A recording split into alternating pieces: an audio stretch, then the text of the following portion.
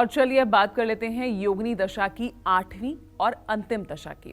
इस दशा में व्यक्ति के करियर, जीवन, सेहत और भविष्य पर कैसा असर पड़ता है, आइए इस बारे में पंडित जी से जानते हैं। पंडित जी, ये 8वीं दशा योगिनी दशा की।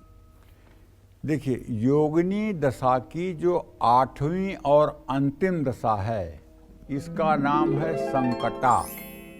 आप नाम से ही समझ रहे होंगे, यथा नामो तथा गुण। संकटा माने संकट की खान, विपत्ति का खजाना।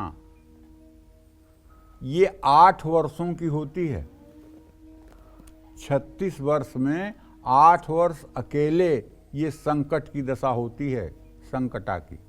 और इसका स्वामी ग्रह कौन है मालूम है आपको? इसका स्वामी ग्रह राहु है।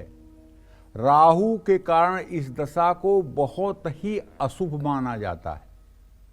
चाहे जितना बड़ा भाग्य योग आपका चल रहा हो, चाहे जितना बड़ा राजयोग आपका उदय हुआ हो, चाहे धर्म कर्माधिपति योग चल रहा हो, लेकिन अगर उस समय संकटा संयोग कर लेगी तो सारे फलादेश न्यून हो जाएंगे।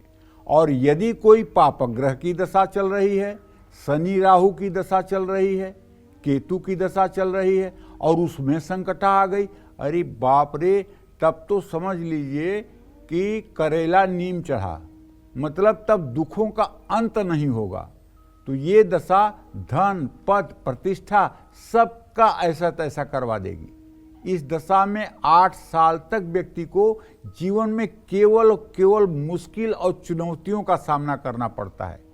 नौकरी करने वालों को तमाम अड़चनें आती हैं, नौकरियां अनायास छूट जाती हैं, नौकरी छोड़ने की नौबत आ जाती है, कारोबार में घाटा होता है, साझेदारों से विवाद होता है, कारोबार ठप हो जाता है। इस दशा में व्यक्ति गलत संगत में, गलत कार्यों में धन कमाने का प्रयास करता है।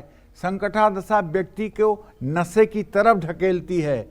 इस दशा में व्यक्ति को अपने स्वास्थ्य को नज़रअंदाज नहीं करना चाहिए। अग्नि और दुर्घटना का भय रहता है, शस्त्र से भय रहता है, संतान की तरफ से व्यक्ति परेशान हो जाता है, व्यक्ति जिद्दी हो जाता है, बहुत बहस करता है, न चाहते हुए भी उसका स्थान परिवर्तन हो जाता है, बिना सोचे समझे व्यक्ति फैसला लेता है, परेशान होता है। अगर आप पर भी संकटा की दशा चल रही है तो शांत रहने का प्रयास करिए, जल्दबाजी में कोई फैसला न लीजिए, लाल चंदन का अपने माथे पर तिलक लगाइए और राहु के मंत्र का 84,000 बार 10 माला रोज के हिसाब से 84 दिनों तक ओम रांग राहवे नमः का जप करिए।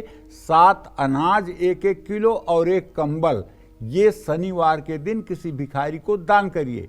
लोहे का छल्ला या लोहे की कोई भी वस्तु अपने पास रख लीजिए, इससे आपको थोड़ी सी राहत जरूर मिलेगी। जय मां विंध्यवासिनी।